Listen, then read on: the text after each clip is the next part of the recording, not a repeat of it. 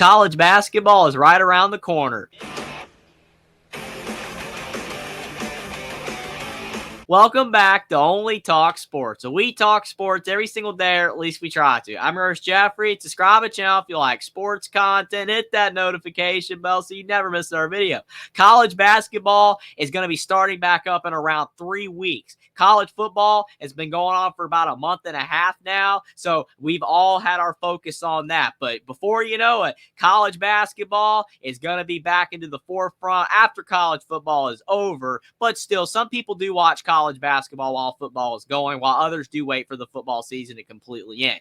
But with all that being said, the AP poll has dropped for the preseason in college basketball. And I think that this is a perfect time to go over every single one of these top 25 teams, and whether I agree or disagree with their placement, and whether I believe that team is looking like they're going to have a great year or not in college basketball this season.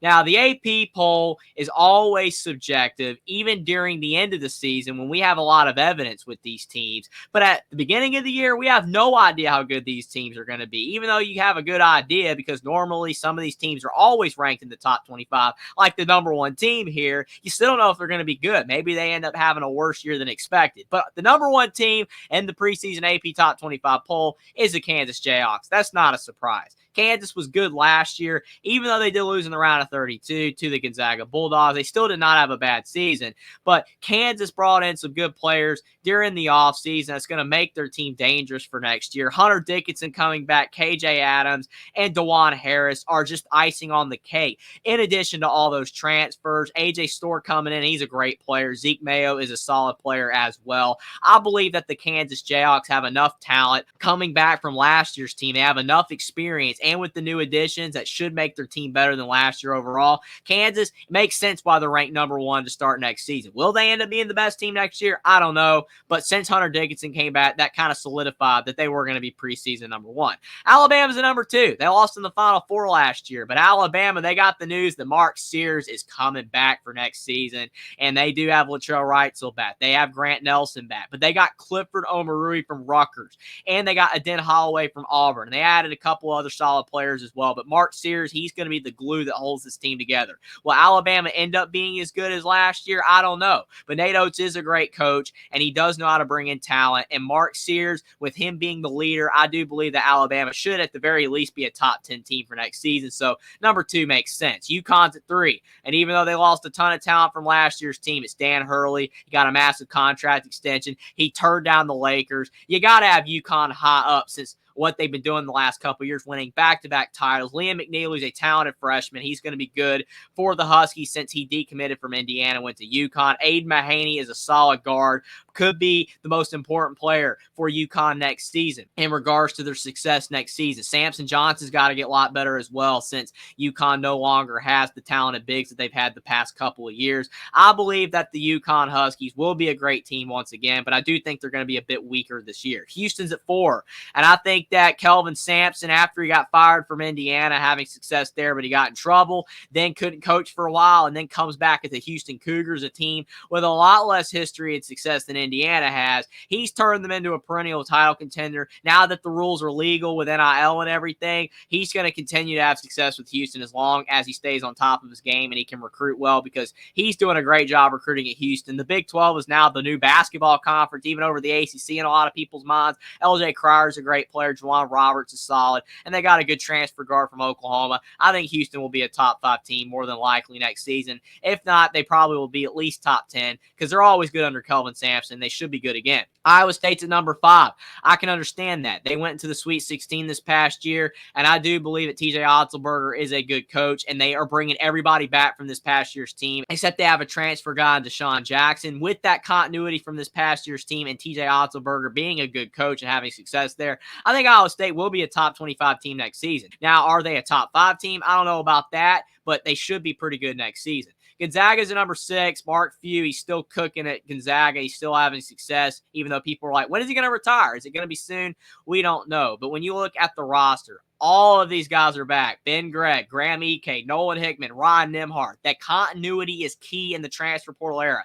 And then they brought in Michael Ajayi to kind of replace the Anton Watson role. Gonzaga is going to be a good team next year in college basketball, like they've always been for the last 20 years under Mark Few. So I have no qualms with their ranking at number 6. Duke's at number 7, and this is the first one where you can be like, yeah, maybe Duke should have been a little bit higher than a team like Iowa State or Houston, because look at Duke. Because on Twitter, people are saying that Duke is ranked too low in the preseason top 25 poll, and I don't blame them, because Duke's got in a lot of talent. Tyrese Proctor's back. Caleb Foster's back. But then they got Cooper Flagg, who arguably could be the best player in college basketball next season as a freshman. Con Newple's a solid player. Kamen Maloch is a very talented center coming into the program as a freshman. The only thing for Duke, though, is that they have a lot of youth, and that's been the thing hurting Duke recently, kind of like Kentucky, where they kept relying on freshmen more so than veteran players. More teams are going with veteran players, so maybe Duke won't do as well with just freshmen. So that's something to watch with Duke. Plus, no more Krzyzewski. A lot of people think John Shire's not as good of a coach, especially with play calling and scheming. So I don't know. Maybe Duke will end up underperforming a bit, but I do think talent-wise, they're a top 5 team for sure.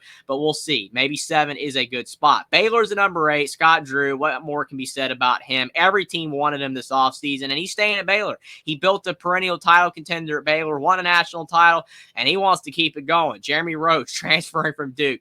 Great addition for the Baylor Bears. VJ Edgecombe is a very talented freshman, and Norchad Omier transferring into the program as well for Miami. So you do have for Baylor talented transfers, good returning players, and a talented freshman. That usually equates to success, and Baylor's been a perennially great team the past few years. That should continue. North Carolina's at number 9, and people are actually saying that North Carolina's ranked too high. Some people think they should be ranked lower. A lot of people don't trust Hubert Davis. Looking at the roster, RJ Davis being back, though, that is the key. They do lose Baycott. That's tough. But with RJ Davis coming back, I kind of look at it like Mark Sears returning for Bama. That's just kind of the glue that's going to hold the team together. Elliot Cadeau is going to get better. He's still a young guy. He has a lot more improving to do. Cade Tyson's a very good shooter transferring in from Belmont. Jalen Washington, though, can he step up to fill up a lot of Baycott's success this past season for North Carolina? If he can do that, then North Carolina will definitely be a top 10 team. But if not, North Carolina will have a little bit of a hole then down low at center, because they weren't able to really get a great transfer center. That could be what's keeping North Carolina from being ranked higher. So I guess number 9 makes sense. Arizona's at 10,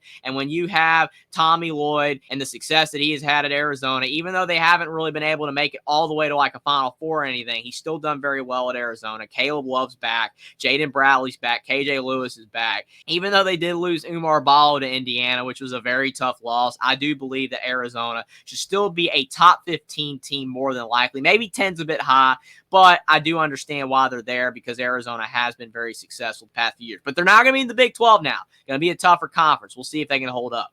Auburn's at number 11. Bruce Pearl's done a great job there as well. As you can tell, it's just a lot of the same teams that are ranked. It's these consistent college basketball programs. And when you look at Bruce Pearl being able to bring in transfer portal guys, he's one of the best at it in college basketball. JP Peggs is a talented player. Miles Kelly's a pretty solid player coming in through the portal. And they got Denver Jones, Chad Baker-Mazara, and Johnny Broome is back. That's key for Auburn. They should be a good team again in 2024-2025. Tennessee's at number 12. Rick Barnes doing well there. Even though they end up usually falling short in the tournament, they did make it to the Elite Eight this past year. And when you look at their lineup, they got Zakai Ziegler back, Jamal Meshack, Chaz Lanier transferring in from North Florida. He's a very good player. Felix Okpara, though, he's got to be the key for Tennessee to be an elite team next year. He's got to improve from his points per game at Ohio State. If he could do that, Tennessee's a top 10 team. But as it stands, I think their ranking's fair. A&M's at 13. A little bit high for A&M, especially considering they lost in the round of 32 this past year and was only 21-15 record-wise in 2023-2024. It's not like they were a great team. But then when you look at their roster,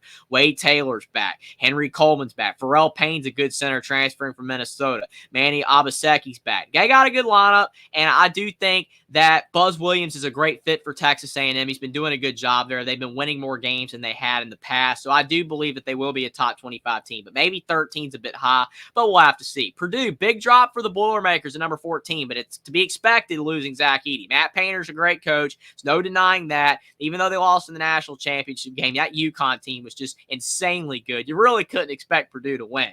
But I do believe that Matt Painter is going to have some issues this year because Braden Smith's back, Fletcher Lur's back, Miles Colvin. Like, they got basically their whole team back.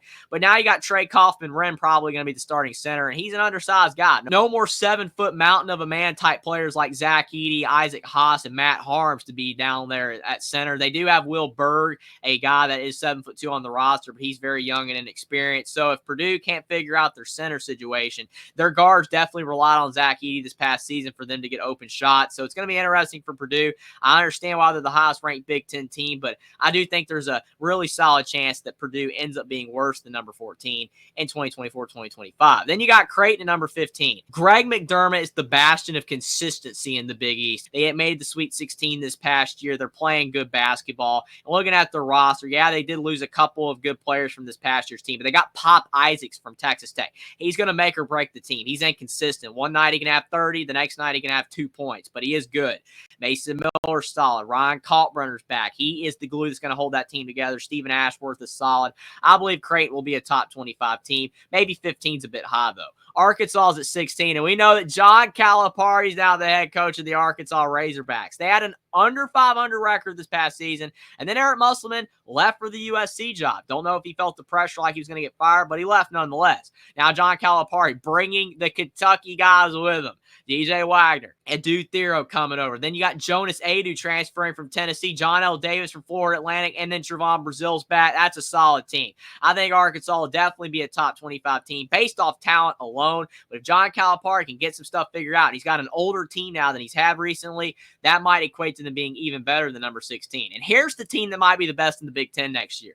Indiana. I know they were bad last year, 19-14. They had some injuries, and Mike Woodson, a lot of people don't think that he's a great coach. But look at this roster. Miles Rice coming over from Washington State. Kanan Carlisle coming over from Stanford. Umar Ballo coming over from Arizona. Malik Renew's back. Mackenzie Mbako's back. It's not even including that Trey Galloway is back as well for Indiana. I know that people are saying Mike Woodson is not a great coach, and that could be true, but when you look at this roster, though, this is a top 15 roster, arguably maybe a top 10 roster in college basketball. So if they underperform that, that's going to be on Mike Woodson. And you can say Indiana bought this team. All teams are buying teams now. That's what a lot of these teams have been doing for years. So Indiana, yeah, they bought this team, but they got some good-looking players, and I would be shocked if Indiana's not a top 3 team in the Big Ten at least, and at least a top 25 team. They arguably should be better than 17, but Mike Woodson might be dragging down that ranking just a bit.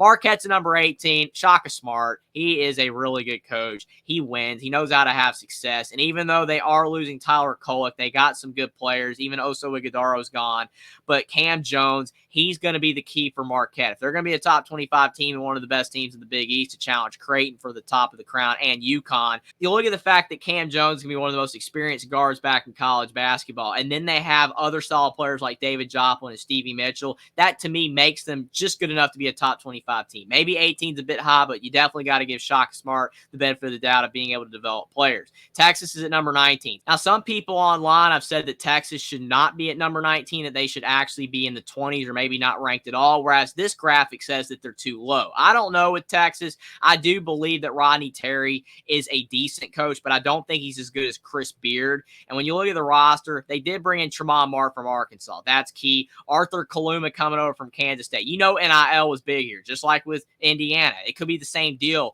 where Rodney Terry might be bringing down Texas, kind of like Mike Woodson might be bringing down Indiana a little bit, because this roster probably is top 15 good, but they have underperformed every single year with Rodney Terry. So I would say Texas might be in the 20s right now for the preseason if I was doing a ranking, but 19 is fair because they do have some talented players. Cincinnati's at number 20. Kind of shocking, right? Because they were only in the NIT this past year, but Wes Miller, he has done a pretty decent job there overall, and getting Dylan Mitchell, that's probably why they're ranked right there. Dylan Mitchell is a very good player coming over from Texas. Simas Lukosius is solid, but then the rest of the team, Jizzle James, very inconsistent. He's going to have to play better. So is Aziz Bandago. I don't know. I would say Cincinnati probably should be in the other receiving votes, but I get why they're at 20 because of Dylan Mitchell. Florida's at 21.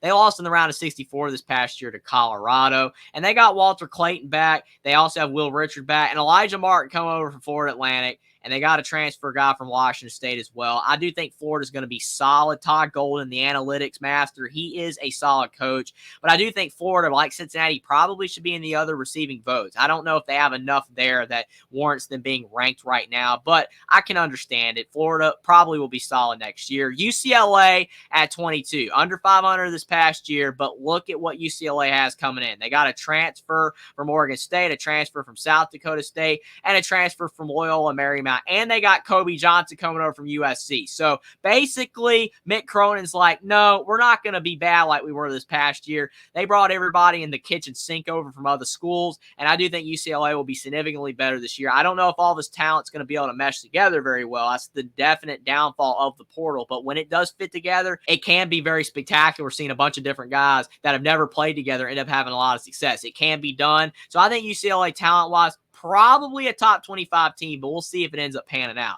Kentucky's at 23. No more Calipari. They got Mark Pope now. They lost in the round of 64 embarrassingly to Oakland this past year. They lost basically their whole team, but they brought in some good players. Kobe Bray, the best three-point shooter in college basketball statistically last year from Dayton. He transferred to Kentucky. Lamont Butler, a very good defensive guard from San Diego State, has had a lot of tournament success. Jackson Robinson's good coming over from BYU. Andrew Carr from Wake. I like this roster. I think that it is way less talented than the teams Calipari had, but it's much more experienced, much more disciplined. I think Kentucky will be a fringe top 25 team. Probably worse than Arkansas, but still going to be solid. Ole Miss is at 24. Got the Rebels sneaking in there with Chris Beard, his new team. And when you look at the roster, Sean Padula is a good guard from Virginia Tech, very underrated. Matthew Murrell's coming back. They got Jamin Brakefield back. Malik D is solid. I believe that overall Ole Miss's roster is borderline top 25, but Chris Beard is a better coach than that. So he might be able to coach his team finally to a lot of success for Ole Miss. They faded down the stretch this past year in the SEC, but I think they got a more talented team now. I think Ole Miss should be ranked in the top 25. And finally, we got Rutgers. Rutgers rounds out the top 25 at number 25. They had a bad season last year. Ace Bailey and Dylan Harper, two of the top 5 players in college basketball in the 2024 class, going to Rutgers. Not going to Indiana, not going to Duke or North Carolina, Rutgers. Now, obviously, Dylan Harper makes sense. His older brother played there, Ron Harper Jr., but Ace Bailey followed along as well. And they do have a couple of solid returnees, especially Jeremiah Williams, and they got a transfer guy from Princeton. My issue is, though, for Rutgers is I don't think they have enough outside of Dylan Harper and Ace Bailey, especially since they lost Clifford Omarui. That was a really bad loss for Rutgers. There's probably a few other teams that I would put over Rutgers at number 25, but I do think, especially with those two splash guys, that's why they're ranked at number 25. But if they have early struggles, they will easily fall out of the top 25. But I do think that Rutgers is definitely going to be a team that is in contention for a tournament bid this season.